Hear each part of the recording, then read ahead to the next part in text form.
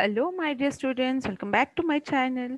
Today in this video we are going to learn the class 10 English chapter The Girl Who Was Annie Frank, and we are going to see part 2 of this chapter. Part 1 of the chapter explanation is already uploaded in my channel and the video link will be shared in the description box for your convenience.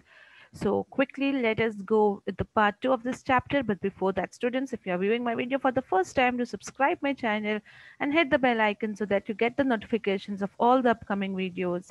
Do watch the video till end, and if you like it, do hit the like button and do not forget to share with your friends. So let us continue with the next part of the chapter. Till the last point, we had seen how Annie and her sister Margot had died in the concentration camp, and the diary which she used to write was handed over to her father Otto Frank. So let's continue now. Mission in life. A week after the Frank family had been arrested, Mape had boldly returned to the annex. A heap of papers lay on the floor. Mape recognized Anne's handwriting and decided to keep the diary but not to read it. Had she read it, she would have found detailed information on the help she and other people had given the Frank family at the risk of their own lives, and she might well have decided to destroy the diary for reasons of safety. So here, students, we come to know that the mission of life, what it was of Anne Frank's to publish a diary. Here, this is that after a week after the Frank family had been arrested from the annex and they had been taken to concentration camps, after a duration of 1 week, Meep, who was the typist there and who was to work in Otto Frank's company or in the firm, she boldly returned to that annex where they lived, and she found that there were heaps of paper which were lying on the floor, many papers which were lying on the floor, and she recognized that these are the handwriting of Annie, and she has written the diary. So she's decided to, let me say, keep it safe. Whatever diary she has written, whatever her writings are, let me keep it safe. But she did not read any of it because it was her personal diary. So this she took it and she kept it safely, and if she would have read that papers, what that Annie had written, she would have got to know all the information about herself and other people who had helped Frank's family to hide themselves there, and how they helped them in many ways. And been she might found herself her life at the risk, and she would have just destroyed all the paper and the diary for the reason of safety for us. But unfortunately, or fortunately, you can say, she did not read anything and she just preserved it safely. Then it took Otto Frank many weeks to finish reading what his dead child had written. Then, obviously, when Otto Frank came back, when he returned, when he was saved, with this map, she returned all the belongings of Annie Frank, that is, the papers, the diaries which she had got, which she had preserved till now without reading it. She handed over to her father, Otto Frank. Now, this Otto Frank, when he started reading it, what the dead child of his has written, he took many days to read it, many weeks to read it. And he used to break down. Means he started crying after every few pages. Of course, he was missing his child who had written so many things. And as his old mother was still alive, she had emigrated to Switzerland where other near relatives lived. And this old Otto Frank's old mother was still alive, and she had been moved to Switzerland where other relatives lived, and she was there. So she started copying the manuscript of her, whatever Annie had written. She started all assembling in one place, and some passages which they felt was too intimate, were too delicate to be given or shown or published, or to be highlighted to other people, or which might hurt other people's feeling, were left out. They did not write those things. Then the idea of publishing the diary, even that time, did not come in Otto Frank's mind.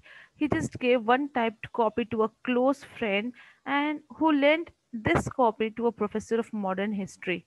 And then, much to Otto Frank's surprise, the professor devoted an article to it in a Dutch newspaper. Okay, there was no intention, or they had not thought of publishing it. Just they had given a copy of it to a professor, that to by Otto Frank's friend. He handed it over to his friend, and his friend went and gave it to a professor of modern history, and he made this article to be published in that newspaper. And then after that, his friend gave an idea and urged Otto Frank. He started pleading him to publish Anne's diary, because even she wished that she wanted to publish her diary, and she had written in one such place in her diary that I want to publish a book entitled, well, like with the name The Annex After the War. Then she says that my diary can serve this purpose, like whatever content you want for the book or the diary to be published. I think my diary or my this information can give and fulfill that purpose. And then when Anna's father finally he agreed for publication, and they went to the manuscript, they went to the publishers, many publishers, but the manuscript what they had written was refused by two well-known Dutch publishers. They refused, they did not accept it to publish it. But lastly, a third one decided to publish it, and more than 150,000 copies of the Dutch edition were sold there. That was the starting now, and other editions followed. 250,000 sold in Britain, and in Japan for 435,000, and in United States, like it just went on increasing. And Otto Frank, like the father of Anne Frank, he started receiving hundreds of letters in return in reply to that. And one from Italy was addressed to Otto Frank, saying that, Otto Frank, father of Anne Frank, Amsterdam. A few people doubted the authenticity of the diary. Most wrote to express their admiration and grief. Girls of Annie's age poured out their troubles. "Oh, Mr. Frank," wrote one girl, "she is so much like me that sometimes I do not know where myself begins and Annie Frank ends."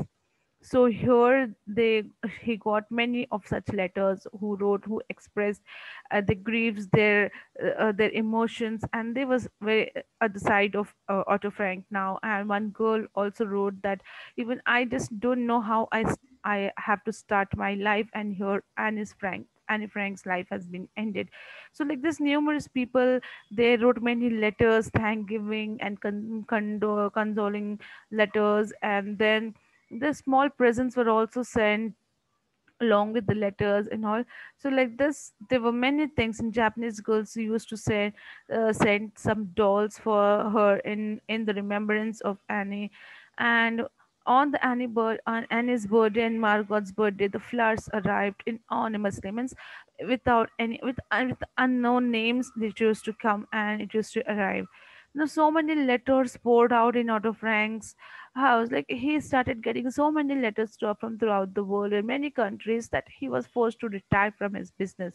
He left his business and he started working for his daughter's diary, and that became his passion, and that was the mission of his life. Now he started devoting his life for the purpose of humanity, and he felt that he has to work for it, and even Annie would be very happy personally if he does this kind of work.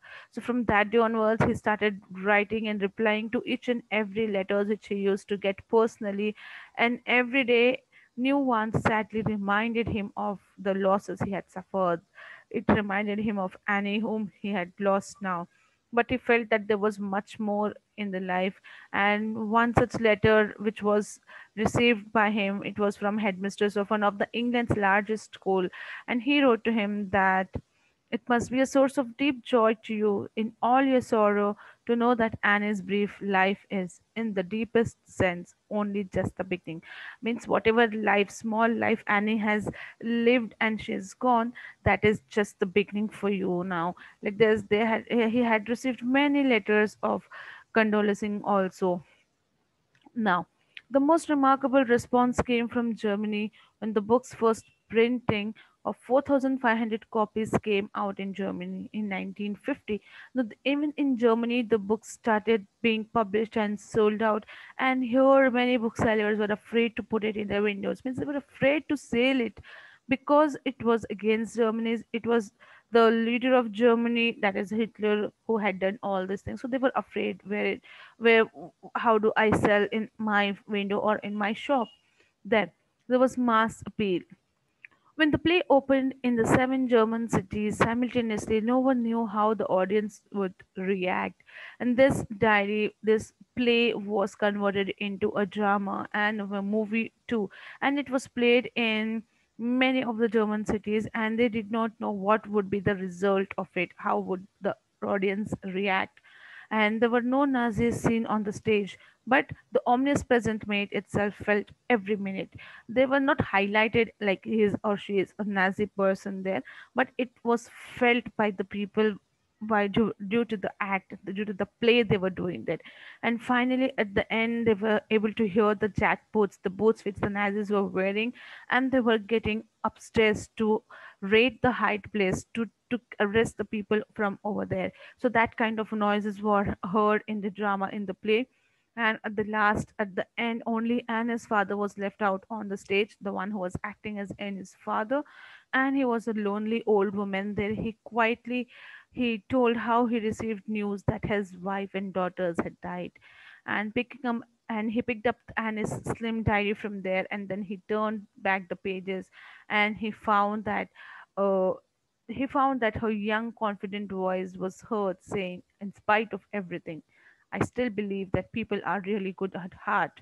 So this was the spirit, or this was the feeling which was coming from inside to Frank, and he believed that these words are said by Annie Frank, that still believes that there are really good people at heart. That because of one, that doesn't mean that everyone is bad or everyone is in a similar manner.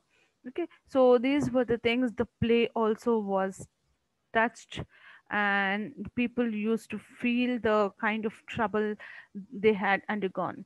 Now, packed audience received Annie Frank's tragedy in silence, heavy with remorse, and people were too like they were very emotional. They were just looking everything in complete silence with heavy with the remorse, with the very high and heavy hearts.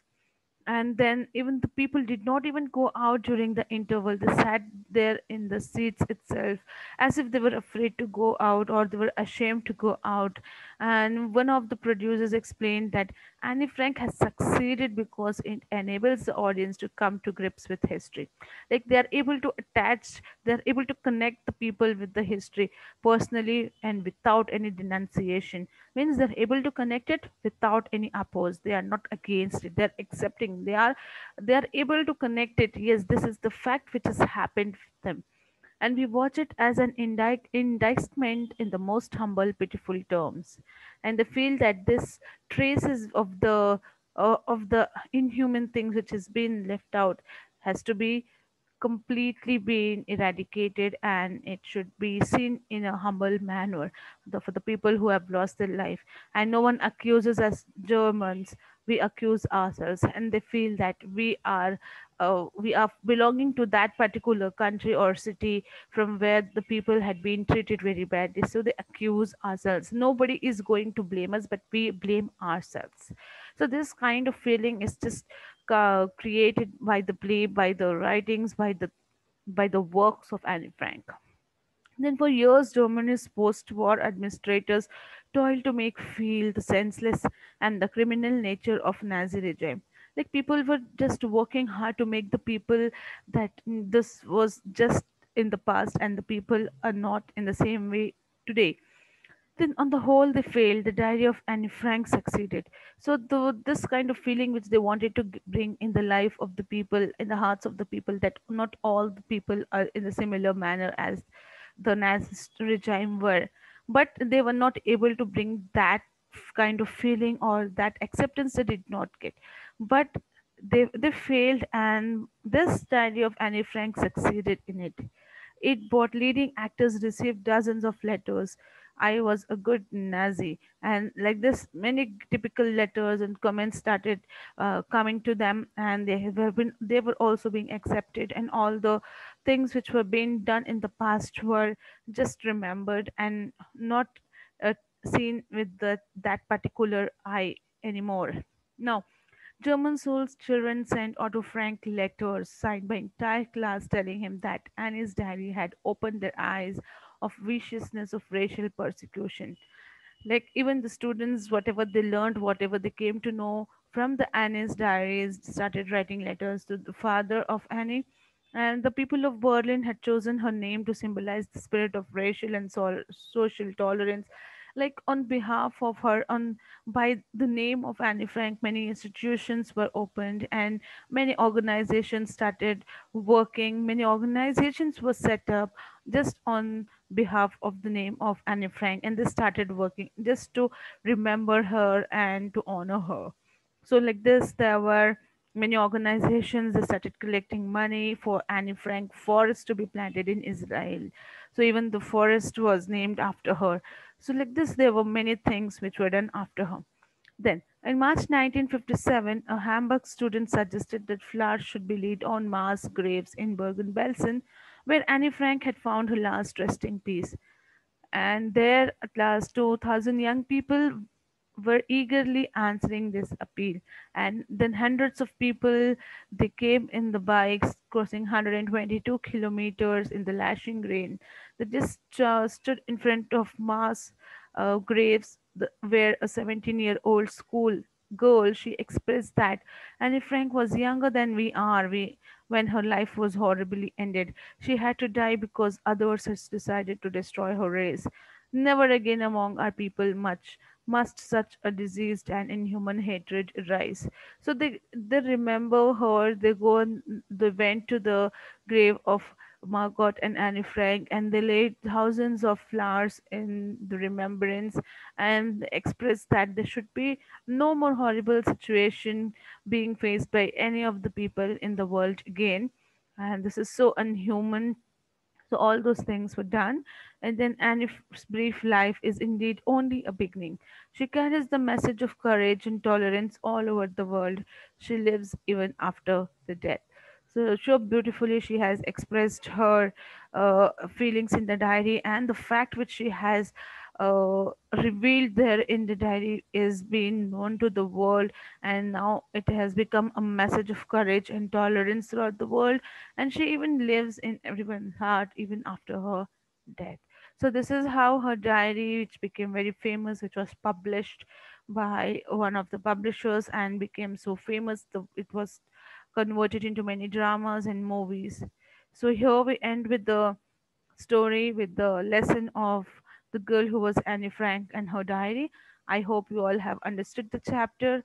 If you found this video as interesting and informative, do hit the like button and share with your friends. We'll be back soon with more such videos. Thank you.